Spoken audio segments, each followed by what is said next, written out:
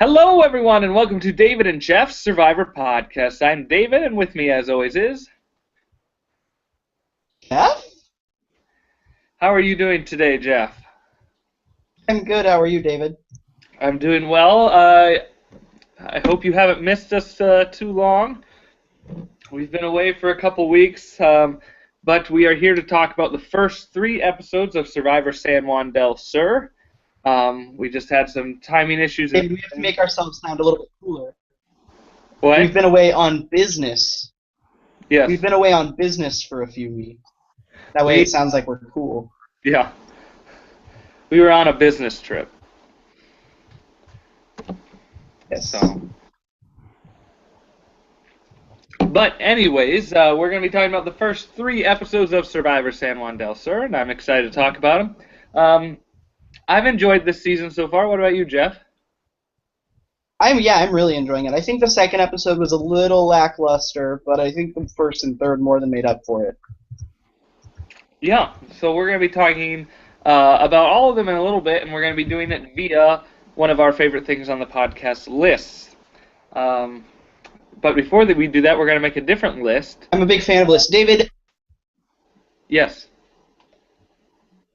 We list our favorite lists. We should do a list of our favorite lists. Yes, that would be a good one. Sometime. But this time we're going to be doing a special one, the top 10 favorite first boots. So there are 29 people who were voted out first in Survivor, and we are going to be making a joint list of 10. So how this works, if you listen to our Real Talk with David and Jeff, it's a similar, we did it with Big Brother seasons, but there's one of us is going to start at number 10, and we're going to give the number 10 first boot, and then the other person will go back and do number 9, and we'll alternate until we get down to 1. So Jeff and I have each made our own list, and it's possible with 29 boots that we could each have completely different lists. So it's going to be interesting going back and forth and seeing what the final list ends up being. But yeah, and there's some strategy here too, because let's say, David, you pick number 10, and then I get number 9. Do I pick my number 9 person or my number 10 person? Depends on who you pick, depends on who I'm predicting you're going to pick. So really, this is both a competition and a list-making activity. Yes, it is. So, I'm going to let you kick it off, Jeff. Let's go. I get to pick number 10. Pick number 10. Well, my number 10 favorite Survivor first boot is from a season that I actually don't like very much. But this person, I think, brought a lot of energy. He was a really good sport about being the first boot. He never complained. He never, he just kind of smiled and let it roll off of his back. I think potentially a big Survivor character had he made it past this first boot. And I chose, for my number 10, Sekou Bunch. Yeah, that's an interesting pick there, Jeff. He was not on my list. Sekou Bunch, interesting. I hope the rest of your list gets a little better, Jeff. Oh, wow. Is this trash talk? I thought that's who you were talking about when you started talking about a season you didn't like. I was like, what's this? And that it took it in stride. I mean, there was nothing bad against Sekou. I just didn't think he was that vibrant or bring that much to the season or to a first boot episode even. I was going to say, what first boot brings a lot to the season?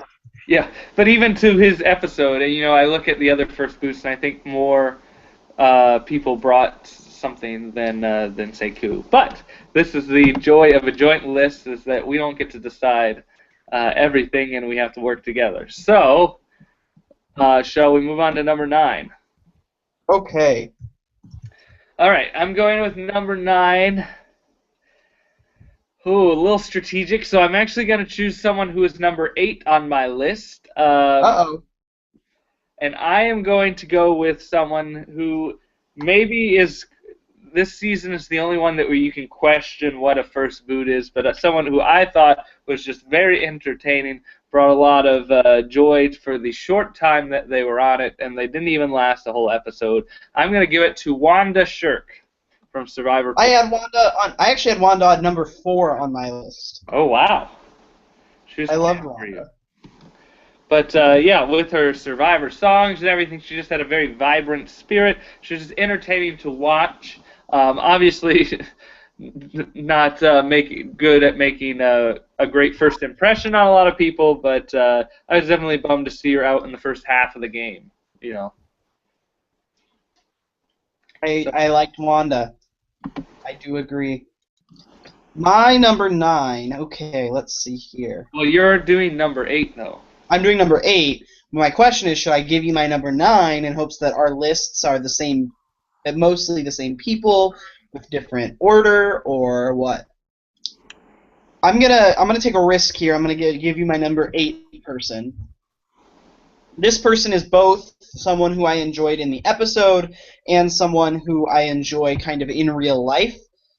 She and I actually live in the same town, and at one point in recent history, she promised me that she would take me out on a Runza date. So that would be a great chance for me and Diane Ogden to really get to know each other better, and that's why she's my number 8. She was my number 10, so she did make the first boots for me. I thought she had a very great episode with Clarence and the Beans. And yeah, in terms of first episode to have, she definitely had a great storyline that first episode. Sometimes they kind of ignore a story with the first boot. They definitely did not ignore a story with with Diane. Yes, I agree. So yeah, I'm a big fan of Diane. I'm glad she made the list. I didn't pick her after you picked Sekou and kicked someone from my list out for sure. But yeah, I'm glad to see her make the list.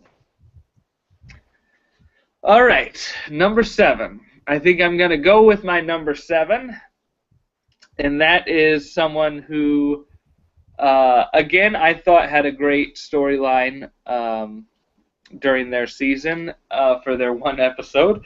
But I truly think she's become an icon, sort of First Boots, and I greatly enjoyed her, and she has some iconic lines. I'm going to go with Deb Eaton from Survivor the Australian Outback. I considered putting Deb on my top 10. I did not end up putting her on my top 10. The Legend of Deb is definitely an interesting one. But yeah, I like that pick, actually. Yeah. It's hard.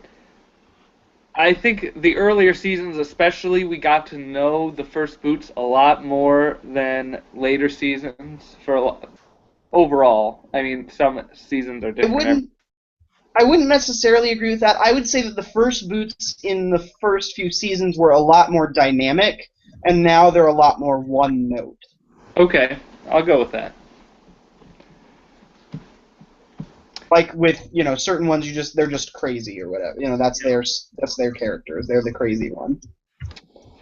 Well, you have number 6, Jeff. Number 6. Ooh, what should I do? 6, 5, 4, 3, 2, 1, maybe. Okay. I'm gonna take a risk here. I'm gonna hope that you don't oust any of my people. My number 6 First Boot is Timbertina. I had her at number 4, so I'm glad to see the list. Tina Shear, yes. You want to talk about her? She was the First Boot in Survivor Panama Exile Island. She was interesting. She was originally supposed to be a cast member of Survivor Guatemala. And she had a really kind of interesting story because right before she was supposed to leave to be on Survivor Guatemala, her son was killed in a car accident. And so the Survivor producers kind of told her, once Survivor Panama came up, if you're still interested, we'd love to have you on the show, but obviously if you can't, we understand. And she chose to come on, and she was actually the First Boot. And kind of like Sekou, as I was saying earlier, she was never a bad sport about it. She understood. She disagreed, but she understood. And it's also she's interesting because if Timbertina was not the first boot on Survivor Panama Exile Island, the course of Survivor history is changed because we no longer get Suri really at all. So. Yeah, I think Tina suffered from being on a tribe of 4 people. I think that really hurt her. So I think if she was in a group of 8, she would bring enough to the table that people would probably keep her. But with only 4 people, it's all about how do you click immediately, friendship, social, and it's less of someone doing something wrong and more of, those people made a friendship. So Right. But yeah, I definitely am happy to see her on the list. The women are definitely getting represented here on our list, and it's time to go with a man. I just recently watched this episode again and remembered how great of a character he was, and I am very happy to put Steve Chicken Morris at number 5 on my list. He is actually my number 2. Oh, wow. I love just how he attempted to play the game, and he was barking orders and telling people what to do, and he realized that was rubbing people the wrong way, but then he overcorrected too much, and then just would be so indecisive and wouldn't give an opinion at all that people started to get annoyed at him in that way and really didn't see what he was contributing then if he wasn't that great at the challenges and wasn't saying anything at camp. So, and then of course you have his famous line right when he got voted out. But I really like Steve Chicken Morris. Yeah, he was my number 2. I'm a fan of Steve.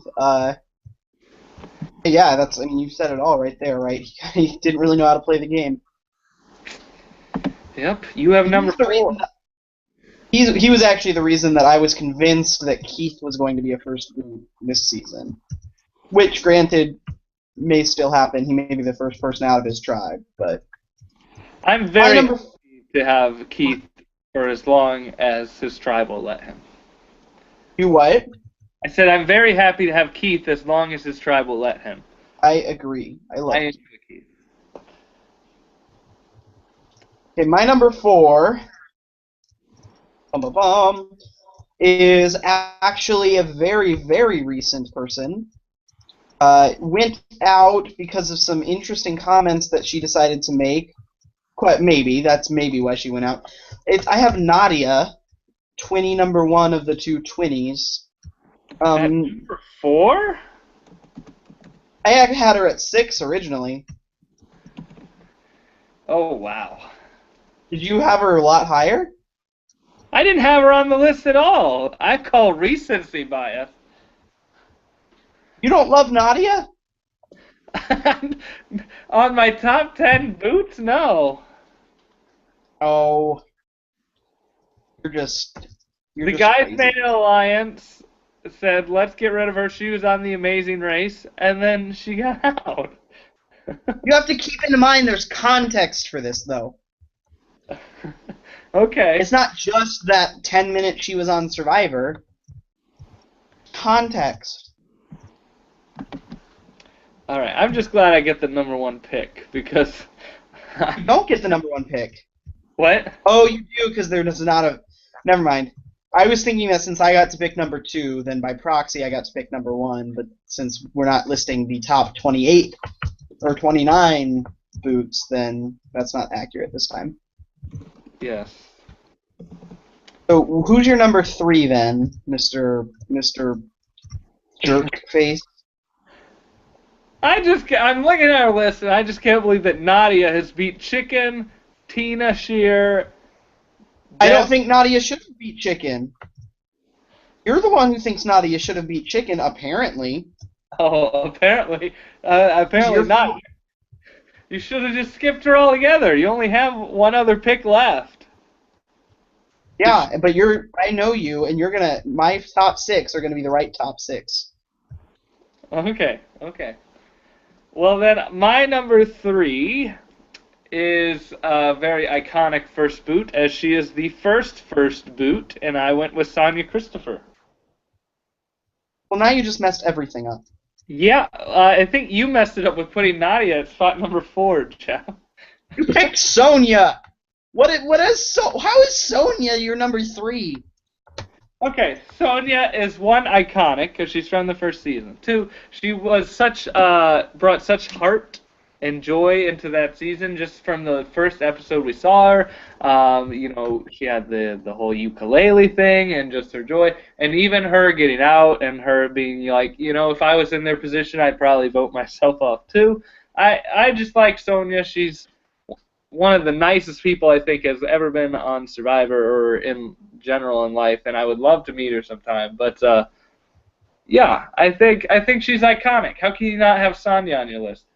Or Sonia?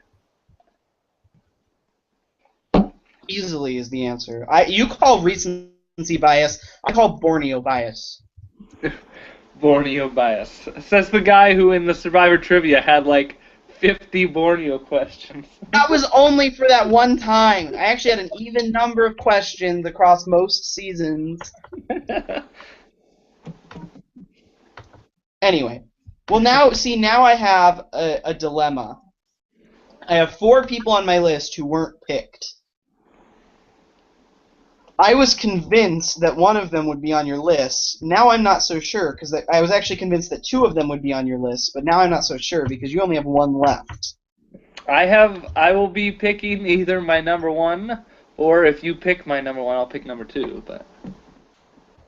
Yeah, see, I thought this person would be... I thought one of these people would be your number 1, but when you picked Sonia for number 4... Oh, man. So the question is, who do I want on the list? Okay.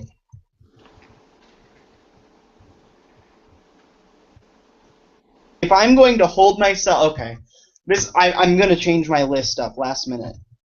Originally, I had this person at number 9. But because A, I think she deserves to be on this list, and B, my numbers 3 and 5... I'm convinced that my number 1 is your number 1. Okay. And if it's not, then I'm going to hit myself in the face. I'm actually going to hit you in the face. But I think it will be a good bet that we have this.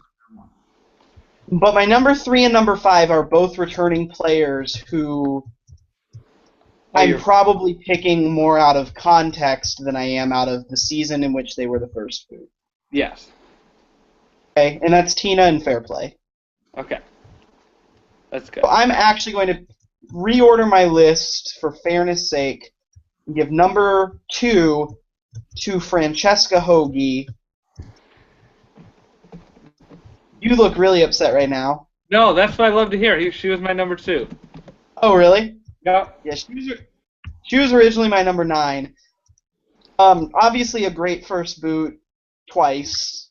She was not only the first boot in Redemption Island, but also in Caramoan. A lot of people questioned why she was brought back in the first place, and I think she proved why in the first episode of Caramoan. Yeah, I greatly enjoyed it. Like, she was entertaining her first season, but to have her come back again and be the second, get booted out first again, just made her, again, for me, my favorites, maybe I'm biased on iconic things, but having Francesca get voted out twice, and she's just so entertaining, and especially the second time, I'll eat a rock if I get voted out again first, and all this stuff. I think Francesca deserves the number 2 spot. I really enjoyed what she brought to her 2 seasons of the show. So we ready for the number 1 pick? Yeah, and I better be this person, otherwise I'm going to kick myself. All right. My number 1 pick is Michelle Chase from Survivor Gabon. Just kidding. Okay, good. I was about to be mad. Oh, this guy, absolutely cracked me up in best storyline. Zane Knight from Survivor Philippines. That is the correct first choice. Okay. Zane Knight is pretty awesome. The fact that he had a strategy for people to tell him to vote him out was the strategy to stay in the game. I mean, he was just so entertaining and dynamic. I could not think of anyone else to put on my list. So when we were talking about it, Zane had to be number one for me. Yeah, he was one when I originally was listing out kind of the first boots that would be somewhere near the top 10. I didn't even hesitate to just throw him right at number one because I knew that there was no competition. Yeah, yeah. So let me go over our list together, and then we can go through the people who got snubbed on our lists and people who didn't make it. But number 10, Sekou Bunch. Number 9, Wanda Shirk. Number 8, Diane Ogden. Number 7, Deb Eaton. Number 6, Tina Shear. Number 5, Steve Chicken Morris. Number 4, Nadia Anderson. Number 3, Sonia Christopher. Number 2, Francesca Hoagie. And number 1, Zane Knight. So, Jeff, who was the person farthest up on your list that didn't make it? Tina. She was number 3. I had Tina Weston at number 5. So, yeah. Who else didn't make it from your list? For my list, we had Chicken, Deb, Wanda. I think the only other person that didn't make it is Peter Harkey from Marquesas. He was close for me, too. He was originally 9 for me. So who didn't make your list? Or just Tina and Fairplay. Oh, just Tina and Fairplay. So we each had 2. Yeah. And one of them was the same. So she actually was on both of our lists. But we both were willing to cut her so that the other people... Even though she was on the top half of both of our lists. Yeah. I'd be willing to replace Nadia with her if you want. I would be willing to do that. All right, let's do that. Tina Weston is the new number 4. I just think, 5 seasons from now, I don't think Nadia is going to be that memorable of a first boot. That's fair.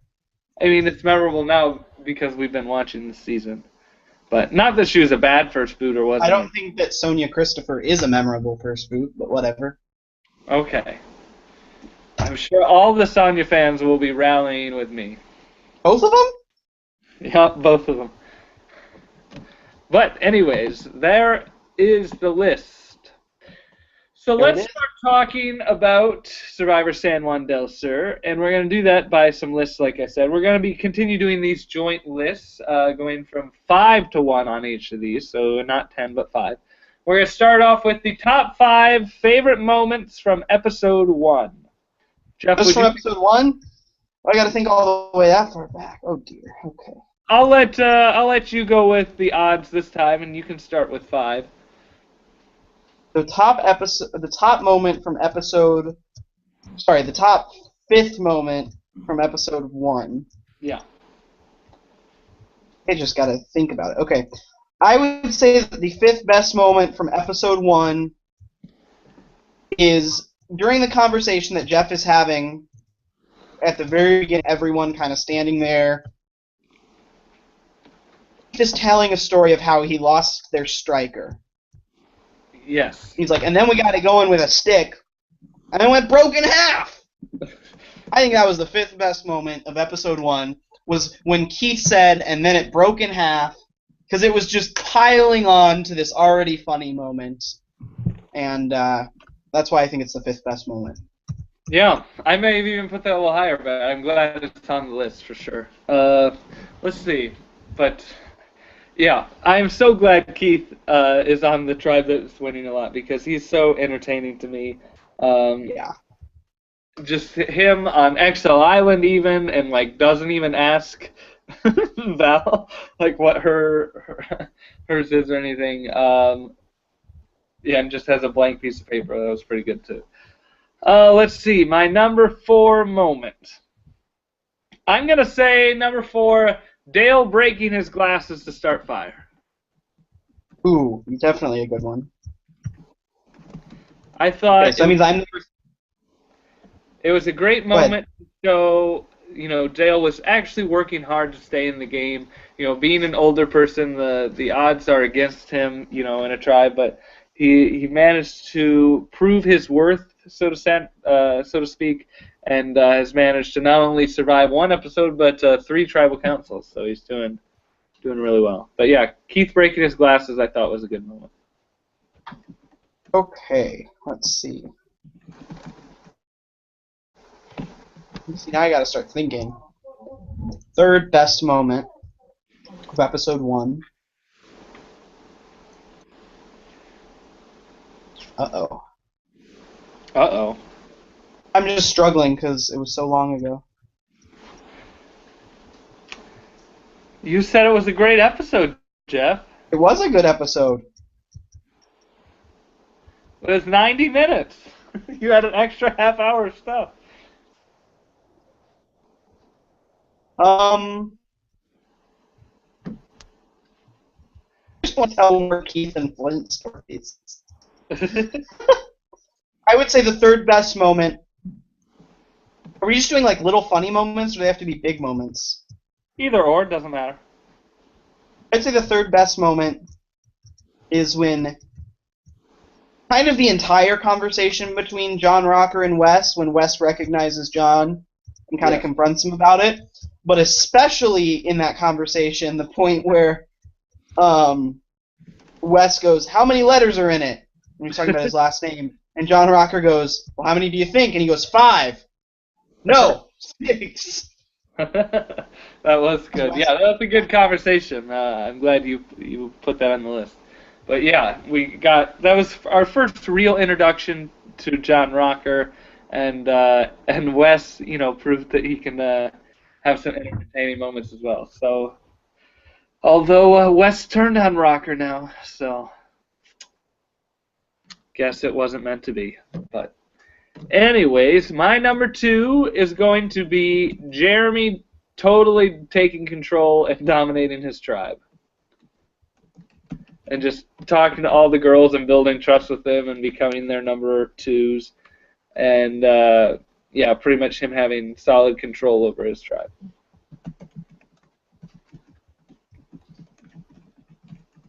Any thoughts on that, Jeff? That was going to be one of mine. Now I got to think of a different one. I'm just afraid that there's something I'm completely missing that's going to, get left out. There's only one moment left. It has to be the top moment from the episode. It's a lot of pressure on you. Thanks for the pressure. You're welcome.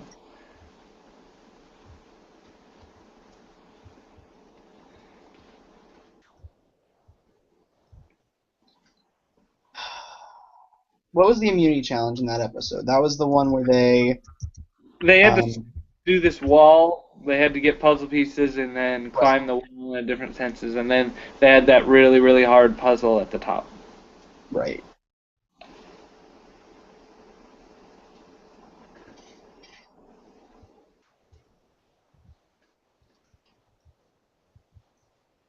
I really like that challenge. I'm considering, can I just put the challenge as, and I'm really afraid that I'm missing something that I'm thinking, oh, that was in episode 2 or something, Yeah. We can put immunity challenge at number 1. Why? Well, I was thinking it's either that or Nadia calling Josh a girl, just because that was kind of the biggest sort of strategic moment of the season. Yeah. Well, which one do you want to go with? Oh, let's go with the challenge. That was a really good challenge. All right, immunity challenge. It was pretty cool. I mean, most of the stuff we had seen before in other challenges put together, but I really liked the puzzle at the end. I thought that was a really interesting puzzle, and apparently it took forever. The TV doesn't do justice of how actually difficult that challenge was, that puzzle especially. Right. All right, then let's go to the next list. Top 5 favorite moments from episode 2. Uh-oh. Would you like me to start this one off? Yes. All right. From episode 2, we all know that was Jeff's favorite episode so far. I don't think you quoted me right on that one. I have a couple moments, but I'm going to save those for 3 and 1 unless Jeff steals them. So I'm trying to think of a good number 5, because it has to be one that was great, I guess. But I'm going to go with John Rocker finding the hidden immunity idol. From episode 2. Okay, John Rocker finding the hidden immunity idol. I thought, from episode 1, there was speculation of, did Dale find the hidden immunity idol right at the beginning, and he just doesn't know it? And this confirmed that, A, he doesn't, but it also was like, really, John Rocker found it? Okay, but it was an interesting moment for me. My actual favorite moment of the season so far is a moment both from episode 2 and episode 3. So I don't know if that goes in episode 2 and episode... Like, it's a continued moment. We'll do the first part. Well, no, because they have to go together. They have to go together? Yeah. I'll just add it as a corollary to our episode 3 list. Okay. So the number 4 best moment from episode 2 would be Jeff Probst smacking down the Hunahpu tribe when they ask for the reward or the flint instead of the reward. Or the beans instead of the flint. And it ends up being the reward instead of the flint. Yeah, that was actually going to be my my next one. I like that whole exchange, and Jeff was like, "Really? No, you can give up your reward, and I'll give you flint, but you're not gonna get you're not gonna give me a half a bag of beans for a flint." And it's interesting to see what's going to happen with that in episode 4 coming up, because apparently it's not done. Yeah, which we don't know if that's what Drew is kind of talking about in episode 4, or if there's something completely different. Yeah. So now I have to come up with a new number 3. Hopefully you don't take my number 1 at number 2, but let's see.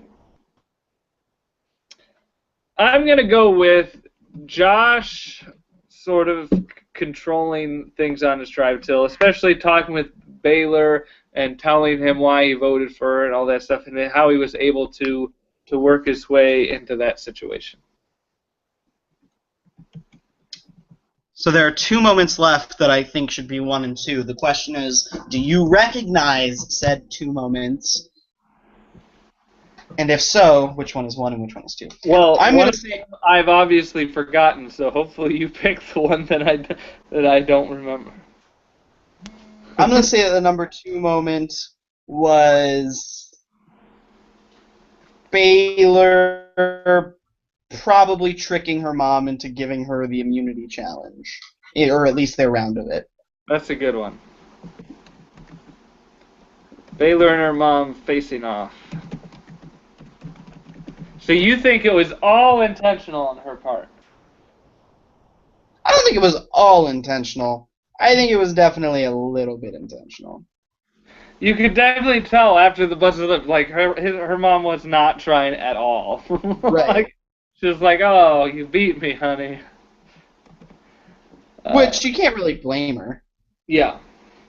It's good that you brought that one though up, because I completely forgot about that. So we're gonna go with number 1, which is Val telling people that she had 2 hidden immunity idols. Such a dumb move. And really, John Rocker has said in his interviews that if she would have said, "Oh, I don't have one, I'm BSing it," then he would have probably given her his. But yeah, that just her. Oh yeah, I have 2. Telling multiple people that dumb move. Is that the moment you were thinking of? Yep. Okay, good. So there are our top 5 moments from episode 2. Another moment from episode 1 that I forgot, honorable mention I forgot, that I just wanted to bring up, was that when the Coyopa tribe had like poisonous branches as their shelter, and then all of them started breaking out and like having poison in their eyes and everything, especially with Josh. Yeah, that was good. All right, we're going to the top favorite moments from episode 3. This one should be a little easier for you, Jeff, so I'm going to let you do number 5. Yes. I guess that the moment that I'm probably thinking of is probably going to be part of this list, so I'll just make sure to connect it back to episode 2 when we get there. So my fifth favorite moment from episode 3 would probably be Keith's confessionals on Exile Island about Josh. Yes. Anytime we can get Keith on this list, I'm happy. Keith on XL with Josh. Very good. Yeah. Very funny. Two people from different worlds got along well. And then, yeah, Keith, Keith and his comments. Yeah, it was pretty good. Because I don't think if he were being like what I thought would think of as like homophobic or disrespectful, I don't think he meant it as like a mean thing. I think he was just like, oh no, I'm not going to spoon with Josh tonight, and he and I aren't from the. I don't think he meant it in a mean way, and I don't think he is a mean person. So that's why it was funny to me rather than offensive or mean. Yeah. And number 4, I'll put the tribal council questioning. This is the first tribal this season that I was really invested in. I'm like, oh, are they going to say anything that gives it away? And you're like, oh, maybe they did. Is he going to play it? And then he ends up not playing his idol. But I thought it was a good tribal council. I would say number 3 is a segment of the episode that I'd like to call F Drew. And I think that one's pretty self-explanatory. Drew's an idiot. Yeah. I have enjoyed everyone bagging on Drew this season. That has been entertaining, and I can only assume it's going to get worse and worse. And I think that in the description for the next episode, it says a tribe was considering throwing a challenge to get rid of a tribe mate they did not like, and I have to assume that that would be Hunako's questioning of throwing the challenge to get Drew out. So it could be very interesting to see next episode. All right, I have the number 2 moment. I know what the number 1 moment should be, so I gotta assume that you're going to do that. So I'm going to go with them actually flipping the script and blindsiding Rocker to see, Josh and Baylor sort of go to the guys and switch it around. I thought was very interesting to watch, and obviously it had a huge impact on the game. So what would you call that moment? Josh and Baylor switching up the alliances or something like that. Okay. I can get behind that. Okay, ready for the number 1 moment? Number 1. I mean, I think this one's pretty self-explanatory. The number 1 moment, clearly 100% Missy. That's all I'm just kidding. I would actually call number 1, for this episode, I'm going to call it the saga of John Rocker. And the reason I'm going to call it the saga of John Rocker is there's a number of moments that I'd really like to point out here. First is the fight at the immunity challenge, which I found to be utterly enthralling, which led to the Josh and Baylor moment that you talked about in number 2, which led to this beautiful tribal council in which everyone is talking about John Rocker, but he thinks that they are talking about Dale. Yeah. Which leads to this even greater moment where John Rocker is blindsided with an immunity idol in his pocket. And I'm going to make the connection now to episode 2. In episode 2, John Rocker finds a hidden immunity idol. When he finds this hidden immunity idol, he gives us this confessional in which he says, oh, I don't know, I'll probably play it at the 4th or 5th tribal council I go to, since that's when people like me usually get voted out.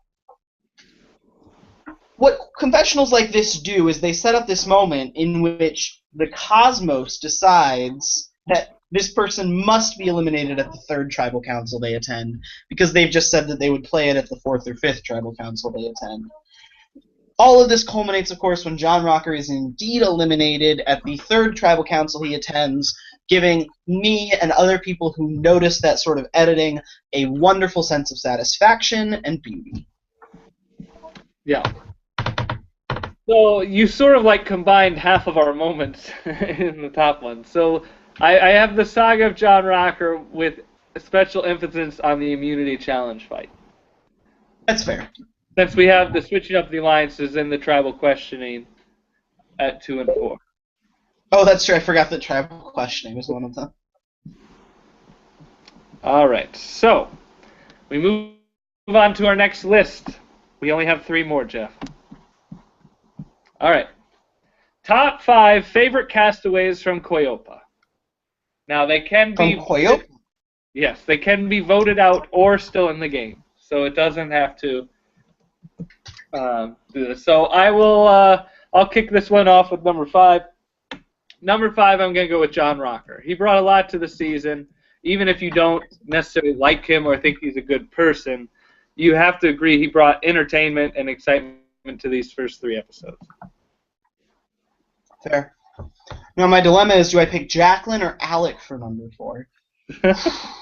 Jacqueline.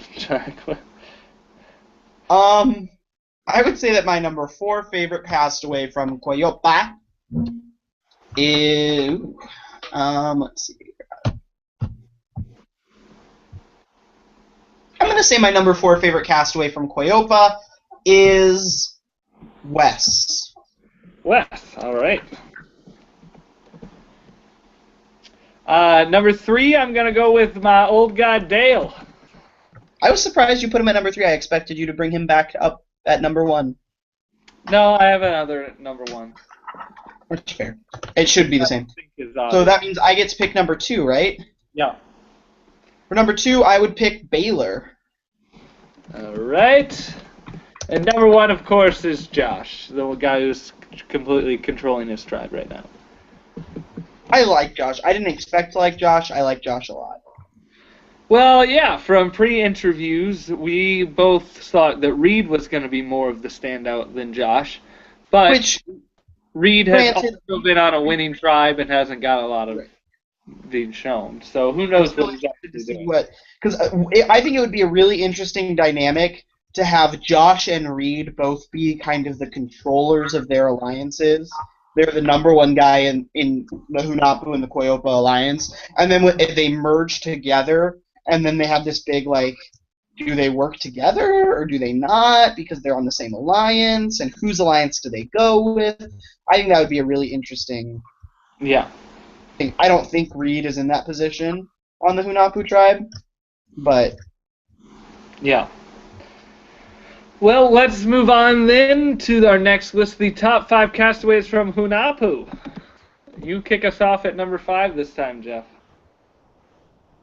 Okay, I need a thinker here. 1 second. We have on Hunahpu. We have Drew, Keith, Jeremy, Missy, Reed, Julie, Natalie.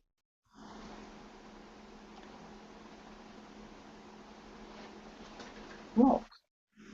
Kelly, and John Mish. Okay, I would say that my 5th favorite castaway from the Hunahpu tribe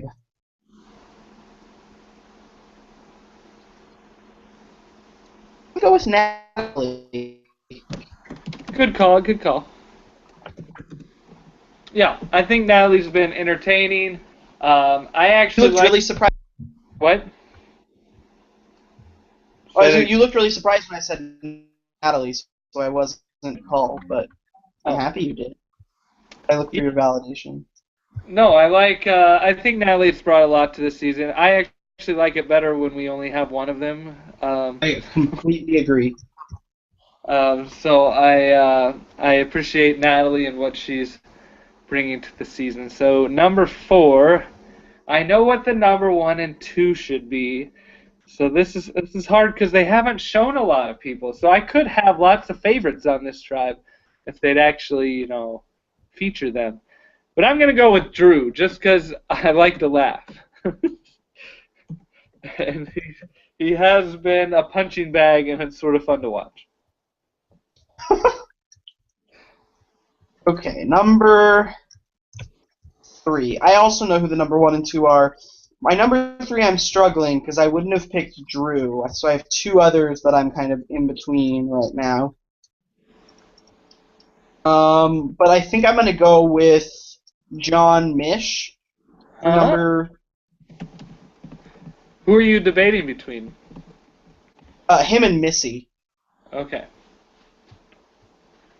But I think I'm going to go with John Mish. He's shown complexity, he's shown emotion, he's shown willingness to accept responsibility for his mistakes, he's shown fun. He's just he's the type of guy who could win this season, be kind of that UTR winner. Yeah, he's gotten a very interesting edit. I mean, his confessionals have shown him being very likable. His tribe doesn't seem to be, like super thrilled with him, but yeah, not a bad call. All right, number 2, I gotta give to my barrel of laughs, Keith. What? No, wrong choice. I'm sorry, you have, it's between those two. I obviously, if we're on the right page of who the other one is, but to me, and Keith is a bucket of laughs, but if I'm going with someone to win the game, I gotta go with the other guy. You So I didn't put say Keith. which game. You said favorite. I know, but I really like the other guy. I like him a lot. I'm gonna pick I don't know who should I pick just to make you mad. Julie. Well, I can't do this person an injustice. I think Keith should be number 1. I'm just gonna go public and say that. But barring Keith from being number 1, the other obvious choice is Jeremy, controller of the tribe, the prettiest smile in the history of Survivor, just an all-around great guy, and enemy of John Rocker, which I'm personally a fan of. Yeah, I think he's brought a lot of storyline and entertainment to this season so far, and I'm interested to see how it develops. And Keith is good for laughs, so when you show him, you're gonna get something funny and interesting. I don't know. It's like two sides of a coin for me. They're probably, if I'm looking at both of our top 5, they're probably 1 and 2 from both tribes for me.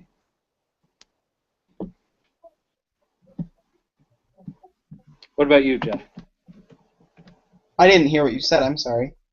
I said if I'm looking at both of our lists, the top 5 from both tribes, if I was making a list of all of them, I'd put Jeremy and Keith at the top 2 for both tribes. Oh yeah, absolutely.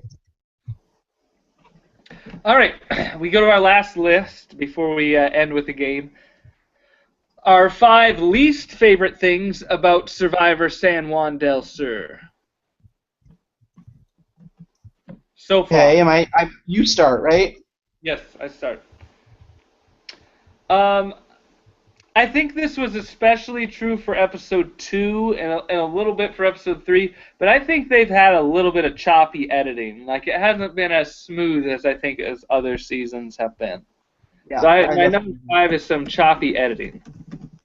Yeah, and I think part of that is probably a little bit due to the editor strike, taking away a week of time, which is, I mean, a significant amount when you consider the kind of the size of the project that they're working on. Mm-hmm. I think there's definitely going to be some of that, but yeah, I definitely agree. Number 4.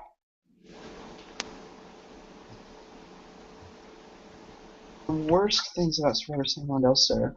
So far. I'm gonna say that Exile Island has been underwhelming. Yeah. I mean, it's had a few good moments. Obviously, the Keith Josh thing was a funny moment.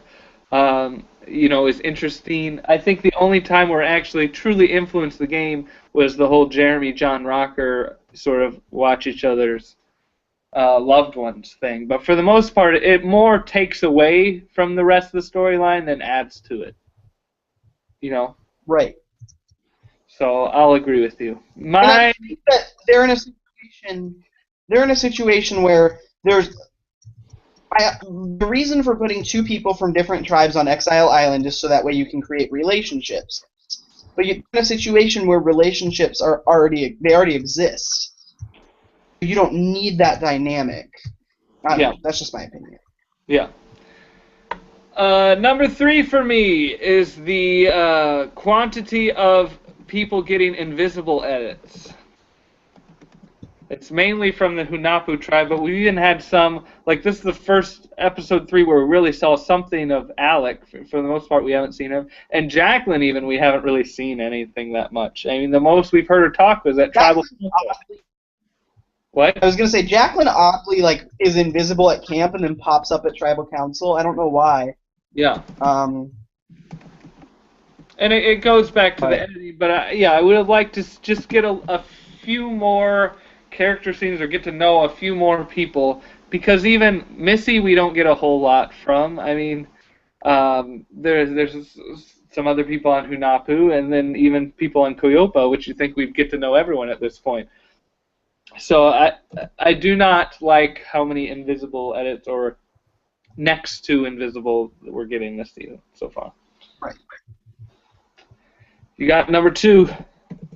Number 2, I'm going to say, is kind of related to my number 4, which is Exile Island. I'm going to say that the family versus family kind of reward challenges have been really underwhelming as well. I think that they're not producing the type of drama that they should. They had that one moment where John Rocker was like, "Oh, I lost to a girl, her-da-dur-da-dur." But other than that, Keith and Wes were just like, "Oh yeah, we competed in a challenge. He beat me this time. Darn, I'm going to Exile Island." Same with Jeremy and Val. There wasn't really any drama surrounding it. So it's not doing what it needs to. I say bring back the original version of Reward Challenge or Redemption Island, or even just have them all sit in that arena and talk to Jeff Probst for 10 minutes. That would be more interesting than these rules. Yeah, that was actually going to be my number 1, Jeff. I mean, yeah, so I'm trying to think of my number 1, and it'll probably be slightly similar to that. But yeah, the family duels, the actual challenges in the duels I've never been that fan of, but it worked with the last Blood versus Water, and I don't think it's really working this time. There's not enough suspense or emotion involved in it. I mean, as much as I complain that, people were coming back in the game, it made those challenges a lot more intense. These people were literally fighting for their lives in the show, whereas this one is, I'm competing against my son to win fishing gear, Right. I would also say I do like the fact that they are kind of switching up the duels. They're not just doing the same old duels that they've had before, which was a problem in Survivor Blood versus Water 1. They've got new things, which I do like, and I will say that is a good thing. Yeah. So I don't know what to do with this number 1, but I'm just gonna. If you want to pick a number 2, we can make mine number 1, if you want. Okay. Can you think of a number 2? I'm drawing a blank. The only thing I can think of, I don't know, what's missing from the other Blood vs. Water for me is this true emotion. We get glimpses of it, but it was drenched in it in the first one, and it was truly compelling to see. And I think, this season's just been a little different. Without the Redemption Island, I think that takes away some of the emotion. And just a few other things, but I don't know, lack of emotion? Yeah, it seems like a lot of people are just kind of content with, we came here to play a game type of thing. If you get voted out, I'm not going to cry about it, whatever. Jeff Probst keeps trying to kind of fabricate those moments, especially with Natalie and with, I'm assuming the same will happen with Julie and John Rocker, but they don't seem authentic.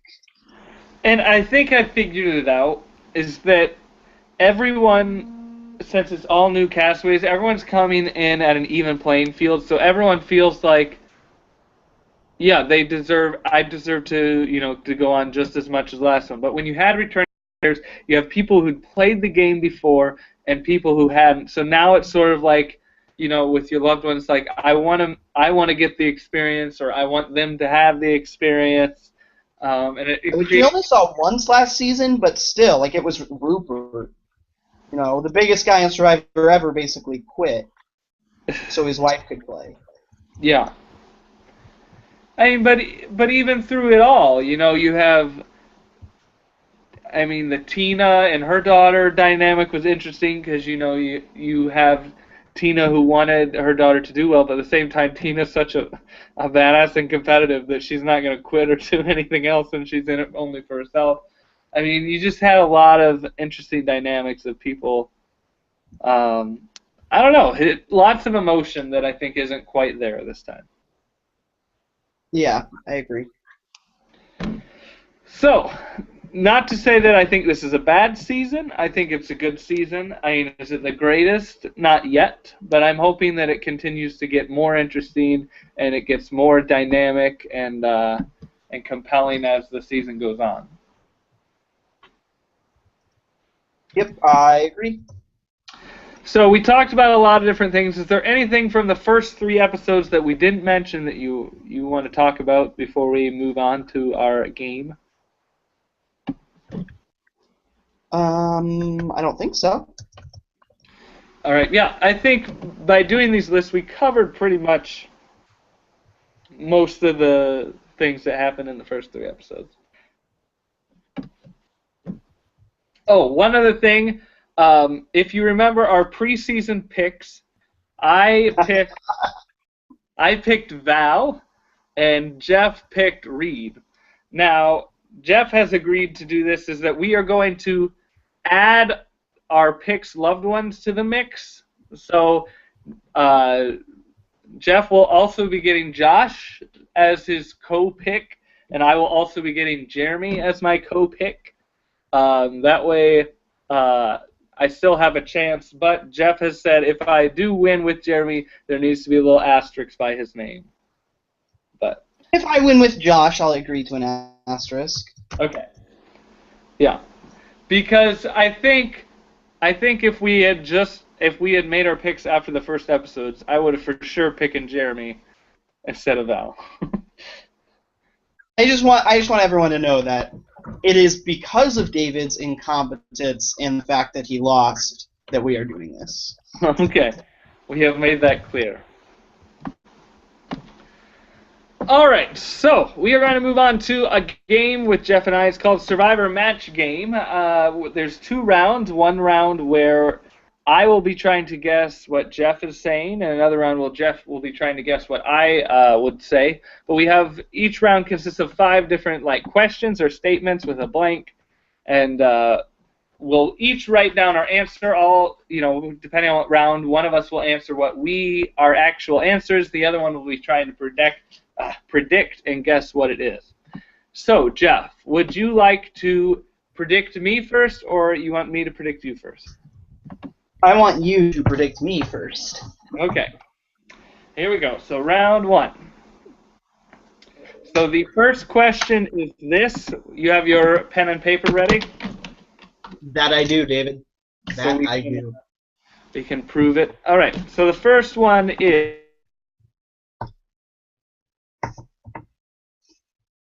land was there we go. blank. You're going to have to repeat that, David. I cut out for a second. My favorite Survivor contestant from Thailand was... Ooh.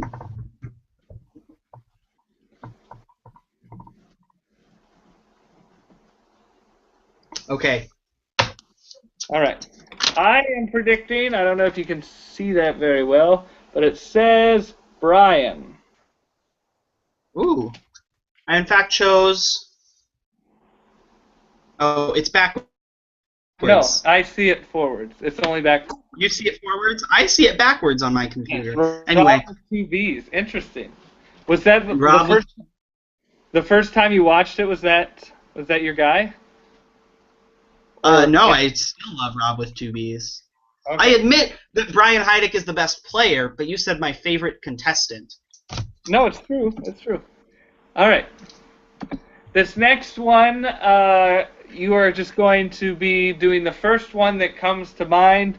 Survivor contestant, John Blank.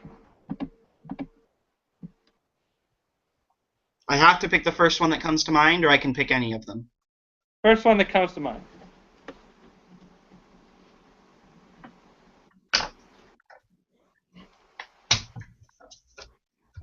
All right. I predicted Rocker. That is correct. All right. I get a point. All right. Next one.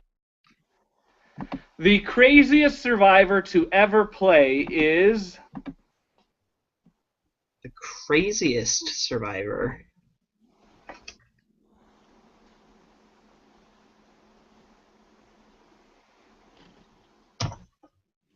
The craziest.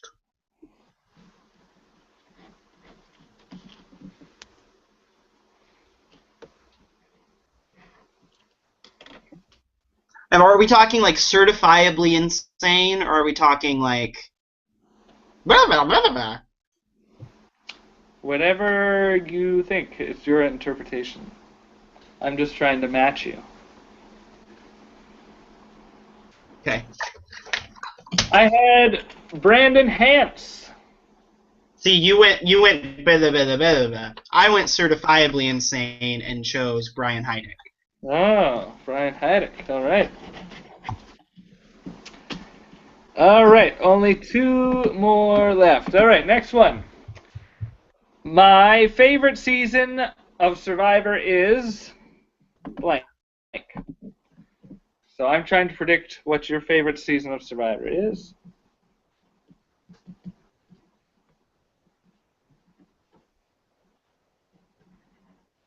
Damn, Juan Del Sur. How did you know?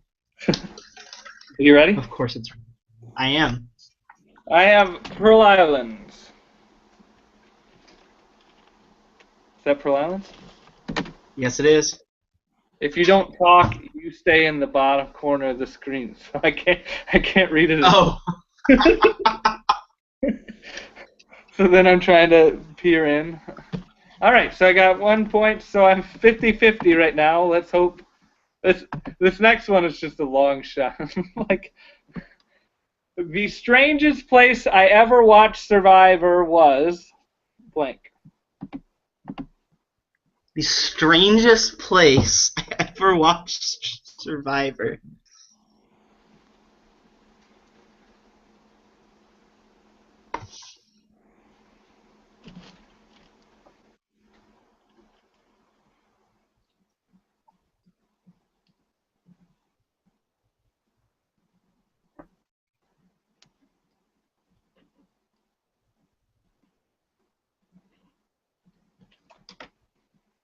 All right, let me know when you're ready.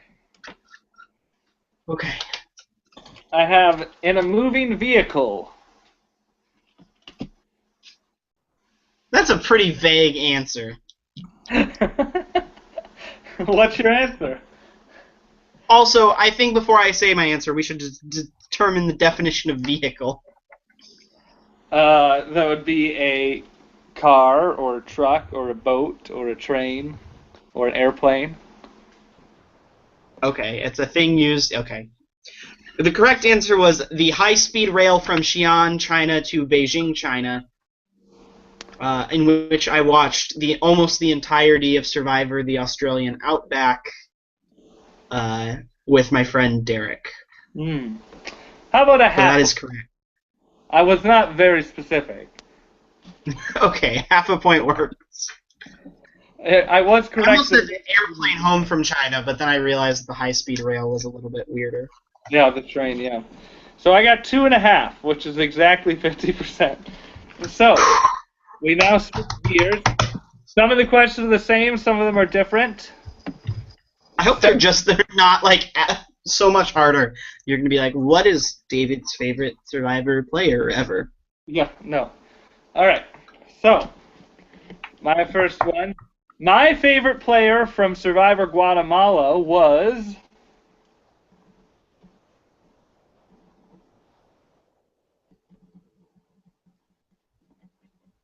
Ooh, Are you changing it up? I am. All right. Who'd you go with? I went with Lydia, but crossed out and wrote Judd. My favorite was Brandon Bellinger. That's the wrong answer. The correct answer is Judd. No, in this game, you had to match me, so you had the wrong answer. I think you're intentionally deceiving me, David. No, when I first watched it, he was my favorite. I was so bummed that they got him out to keep Bobby John, even though I liked Bobby John. But he made me laugh a lot. I grew up in the South, so I like. He had some Southern to him, so that was my favorite. Okay. Okay. I'll let you cheat this time. All right. Next one. Kelly Blank.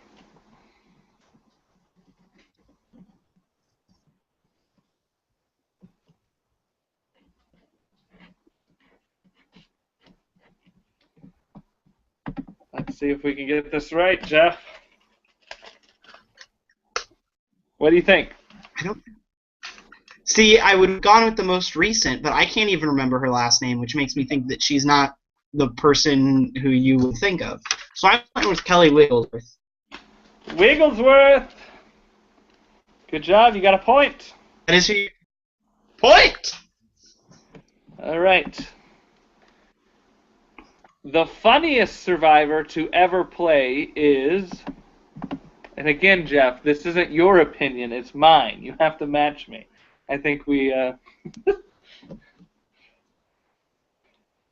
now I have to think of it. All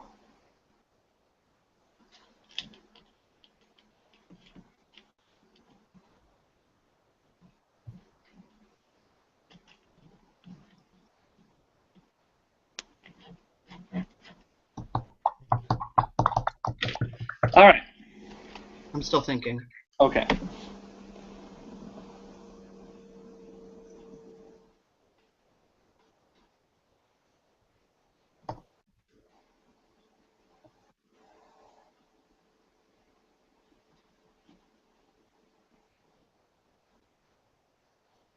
Okay.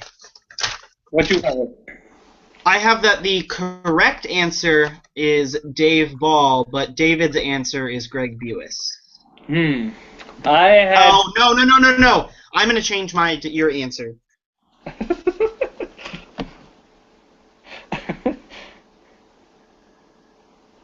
Rob C. No. I had Tyson. No. Dave Ball is still the correct answer, but Tyson's a good answer too. As for me personally, like someone who is intentionally funny, I laughed at Tyson the most, probably. Now, unintentionally funny would be a whole different category. Probably Coach. Coach would be high up there, yeah. But someone who is intentionally funny, it'd have to be Tyson. But Ron C is a funny one. Dave Ball too. My thing with Dave Ball is I wish I could have seen more funny from him. Right. You know. But next one. My favorite season of Survivor is.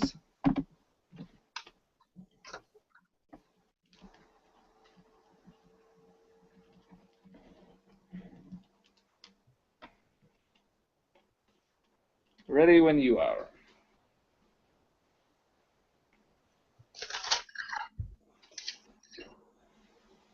Is it Survivor Pearl Islands?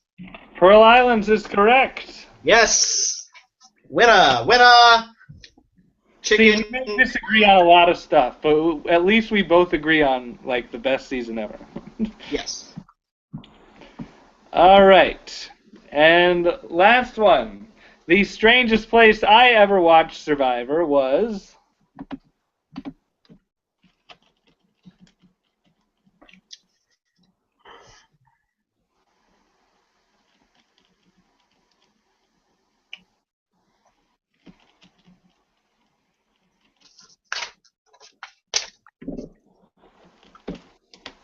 All right. What do you got? Okay. I'm not sure if this is going to be your answer. I'm a little bit worried about it. But I went with In church or in a church, since I know you work in a church. Now, it's interesting you said that because it is the correct answer. But it has nothing to do with me working there. It's actually, I have in the upstairs of a random church in New Orleans. Went to New Orleans to help people gut houses after Hurricane Katrina, and we were staying at this sort of camp-like place, and it was like in a grassy area, and a church was right next to it. So I somehow managed this random church to go in and found a television and watch Survivor with a few other people while I was on this service trip to to New Orleans. So, and I remember it distinctly. It was the episode before the finale of Survivor XL Island, where they were about to do the fire making challenge, and it was a to be continued. Interesting. So you get the point, though. That was good. Thank you. So the other one I could have said, but I thought that one was more random, was in my college group communication class, where I used a clip of Survivor as part of my presentation. Okay. But because I it was. think if I ever watched Survivor in I knew I watched it in high school, but did I ever watch it at high school? I think I did at one point. Yeah, but in my college group communication class, yeah, we had to do some sort of project. So I chose the first episode of Survivor Palau, where they had the immunity challenge, where they had to decide what they were going to take with them, and if they won, they get to keep it. And how one team had very good group communication, aka Karor, and the other tribe did not, aka Oolong. It's a good example of that. Yeah. You could also use the Richard Hatch scene where he's trying to, on the very first episode where he's trying to get them to talk, and you could say, like, clearly their communication goals are different. Yeah. But it also helped that my professor also watched Survivor, so I was like, all right, I know she'll approve of this. Right. But you can use a clip of Survivor almost any college class, though. You can find some way. Psychology, sociology, communication. When you get to things like engineering, I guess you could do, look at how they built this challenge. the All-Stars, no, the All-Stars episode where they build shelters would be great for like an engineering class. There you go. Oh, look, there's the cat running behind my.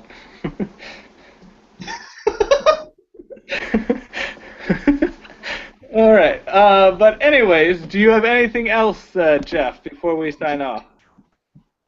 Nothing that I can think of, David.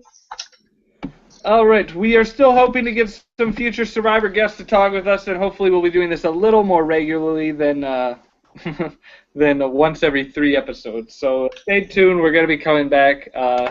Thank you guys so much for watching and or listening. Be sure to check us out on Facebook to give us your feedback and comments at Survivor or at David and Jeff's Survivor Podcast, or at our website survivorpodcast.blogspot.com. And make sure you hit subscribe on iTunes so that the podcast shows up on your computer every single week. And always remember that Jeff is the sole survivor. Those words have never been uttered by Jeff Probst. They will be, one day. Okay, one day. I was just saying, every Jeff who has been on Survivor has not done that great. Jeff Varner is a god among men. I greatly enjoyed Jeff Varner, but he didn't make the merge. He did make the merge. He didn't make the jury. Racist. Sorry, jury. I meant racist. But anyways, thank you guys so much for listening. Goodbye. Bye.